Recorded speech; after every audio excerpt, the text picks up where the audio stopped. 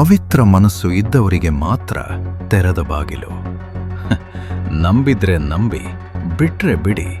ಆದರೆ ಈ ಕತೆ ಮಾತ್ರ ಮೈ ಜುಮ್ ಅನ್ನುವಂತೆ ಮಾಡುತ್ತೆ. ನಮಸ್ಕಾರ ಸ್ನೇಹಿತರೆ, ನೀವು ಚಿತ್ರದುರ್ಗದ ಕೋಟೆ ನೋಡಿದ್ದೀರಾ?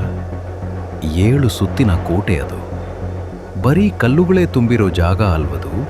ಅಲ್ಲಿರೋ ಪ್ರತಿಯೊಂದು ಕಲ್ಲು ಕೂಡ ಒಂದೊಂದು ಕತೆ ಹೇಳುತ್ತೆ ಅಂತಾರೆ ಹಿರಿಯರು.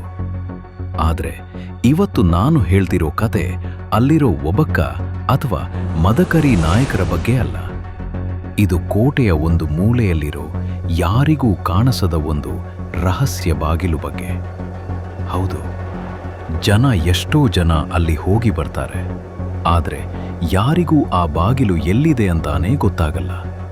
ಯಾಕಂದ್ರೆ ಅದು ಬರೀ ಕಣ್ಣಿಗೆ ಕಾಣೋ ಬಾಗಿಲಲ್ಲ, ಮನಸ್ಸಿಗೆ ಕಾಣೋ ಬಾಗಿಲು. ಹಿಂದೆ ಪಾಳೆಗಾರರ ಕಾಲದಲ್ಲಿ ಒಂದು ಪ್ರತೀತಿ ಇತ್ತಂತೆ. ಕೋಟೆಯ ದಕ್ಷಿಣ ದಿಕ್ಕಿನ ಅಂಚಿನಲ್ಲಿ ದೊಡ್ಡ ಬಂಡೆಗಳ ಮಧ್ಯೆ ಒಂದು ಚಿಕ್ಕ ದ್ವಾರ ಇತ್ತಂತೆ. ಅದಕ್ಕೆ ಬೀಗ ಇಲ್ಲ, ಕೀಲಿ ಕೈ ಇಲ್ಲ, ಅಷ್ಟೇ. ಅಷ್ಟೇ ಯಾಕೆ, ಅದನ್ನ ತಳ್ಳೋಕೆ ಹಿಡಿಕೆ ಕೂಡ ಇರ್ಲಿಲ್ವಂತೆ. ಆ ಬಾಗಿಲು ಎಂಥದ್ದು ಅಂದ್ರೆ, ಎಂಥ ಘಟಾನುಘಟಿ ಪೈಲ್ವಾನರು ಬಂದು ಗುದ್ದಿದ್ರು ಅದು ಅಲುಗಾಡ್ತಿರ್ಲಿಲ್ವಂತೆ. ಕತ್ತಿ ತಗೊಂಡು ಹೊಡೆದ್ರೆ ಕತ್ತಿನೇ ಮುರಿದು ಹೋಗ್ತಿತ್ತಂತೆ ಹೊರತು ಕಲ್ಲಿನ ಬಾಗಿಲಿಗೆ ಒಂದು ಗೀರು ಕೂಡ ಬೀಳ್ತಿರ್ಲಿಲ್ಲ. ಆದ್ರೆ ಅಲ್ಲಿರೋ ಹಿರಿಯರು ಹೇಳ್ತಿದ್ರು, ನೋಡಪ್ಪ, ಈ ಬಾಗಿಲು ಮಸಲತ್ತು ಮಾಡೋರಿಗಲ್ಲ, ಮೋಸ ಮಾಡೋರಿಗಲ್ಲ. ಯಾರ ಮನಸ್ಸಲ್ಲಿ ಕಲ್ಮಶ ಇಲ್ವೋ, ಯಾರು ಈ ನಾಡಿಗಾಗಿ ಪ್ರಾಣ ಕೊಡೋಕು ರೆಡಿ ಇದ್ದಾರೋ ಅಂಥವರು ಬಂದು ಸುಮ್ಮನೆ ಕೈ ಮುಗಿದ್ರೆ ಸಾಕು, ಆ ಬಾಗಿಲು ತಾನಾಗೆ ದಾರಿ ಬಿಡುತ್ತೆ ಅಂತ. ಒಂದ್ಸಲ ಏನಾಯ್ತು ಅಂದ್ರೆ, ಯುದ್ಧದ ಸಮಯ. ಶತ್ರುಗಳು ಕೋಟೆಯನ್ನ ಮುತ್ತಿಗೆ ಹಾಕಿದ್ರು. ಒಳಗ್ ಬರೋಕೆ ದಾರಿನೇ ಇಲ್ಲ. ಕೋಟೆಯ ಒಳಗಿರೋ ಸೈನಿಕರಿಗೆ ಹೊರಗಿಂದ ಸಹಾಯ ಬೇಕಿತ್ತು. ಆದರೆ ಮುಖ್ಯ ದ್ವಾರ ತೆರೆದ್ರೆ ಶತ್ರುಗಳು ನುಗ್ಗಿ ಬಿಡ್ತಾರೆ.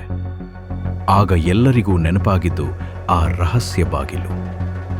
ಸೇನಾಧಿಪತಿಗಳು ಬಂದರು. ದೊಡ್ಡ ದೊಡ್ಡ ಮೀಸೆ ಬಿಟ್ಟಿರೋರು, 1000 ಜನನ್ನ ಸೋಲಿಸೋ ತಾಕತ್ತು ಇರೋರು ಎಲ್ಲ ಬಂದರು. ಆ ಬಾಗಿಲ ಮುಂದೆ ನಿಂತು, ಏ ಬಾಗಿಲೆ ತೆಗಿ, ನಾನು ಆಜ್ಞೆ ಮಾಡ್ತಿದ್ದೀನಿ ಅಂತ ದರ್ಪ ತೋರಿಸಿದ್ರು. ಬಾಗಿಲು ಕ್ಯಾರೇ ಅನ್ನಲಿಲ್ಲ. ಆನೆಗಳನ್ನ ತರಿಸಿ ತಳ್ಳಿಸಿದ್ರು, ಬಂಡೆ ಅಲುಗಾಡ್ಲಿಲ್ಲ. ಎಲ್ಲರಿಗೂ ಭಯ ಶುರುವಾಯಿತು. ಇವತ್ತು ನಮ್ಮ ಕಥೆ ಮುಗೀತು, ಈ ಕಲ್ಲು ಬಾಗಿಲು ನಮ್ಮನ್ನ ಕೈ ಕೊಡ್ತು ಅಂತ ಎಲ್ಲರೂ ಅಳ್ತಾ ಇದ್ರು. ಆಗ ಅಲ್ಲಿಗೆ ಬಂದವನು ರಾಮಣ್ಣ. ಅವನು ಯಾವ ದೊಡ್ಡ ಯೋಧ ಅಲ್ಲ, ಒಬ್ಬ ಸಾಮಾನ್ಯ ಕಾವಲುಗಾರ. ಅವನ ಹತ್ರ ದೊಡ್ಡ ಕತ್ತಿ ಇರಲಿಲ್ಲ, ಮೈಯಲ್ಲಿ ಅಂತ ಬಲನೂ ಇರಲಿಲ್ಲ. ಆದರೆ ಅವನಿಗೆ ಈ ಕೋಟೆ ಅಂದ್ರೆ ಪ್ರಾಣ. ಅವನಿಗೆ ಅನಿಸ್ತು, ನನ್ನ ರಾಜನನ್ನ, ನನ್ನ ಜನನ್ನ ಉಳಿಸೋಕೆ ಇದೊಂದೇ ದಾರಿ ಅಂತ. ಜನ ಎಲ್ಲ ನಗ್ತಾ ಇದ್ರು. ಲೇ ರಾಮಣ್ಣ, ಆನೆಗಳಿಂದ ಆಗಿಲ್ಲ, ನಿನ್ನಿಂದ ಆಗತ್ತಾ? ಹೋಗೋ ಸುಮ್ನೆ ಅಂತ ಹೀಯಾಳಿಸಿದ್ರು. ರಾಮಣ್ಣ ಅದ್ಯಾವುದಕ್ಕೂ ತಲೆ ಕೆಡಿಸ್ಕೊಳ್ಳಲಿಲ್ಲ. ಮೆಲ್ಲಗೆ ಆ ಬಂಡೆಯ ಹತ್ರ ಹೋದ. ಅವನ ಕಣ್ಣಲ್ಲಿ ನೀರಿತ್ತು.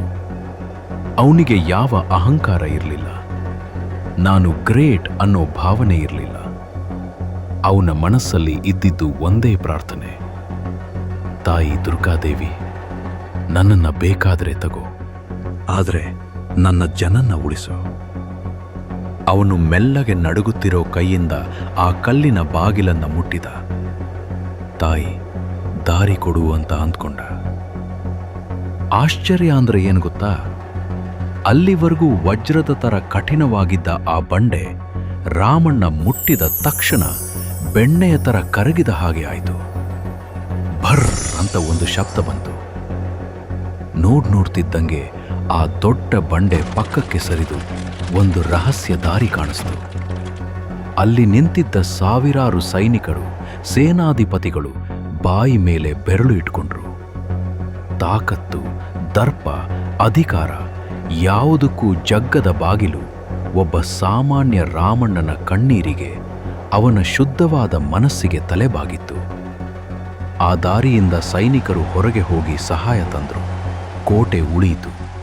ಅದು ಬೇರೆ ವಿಷಯ. ಆದರೆ ಅವತ್ತಿಂದ ಜನ ನಂಬಿದ್ರು, ಚಿತ್ರದುರ್ಗದ ಮಣ್ಣಲ್ಲಿ ಇಂದಿಗೂ ಆ ಶಕ್ತಿ ಇದೆ.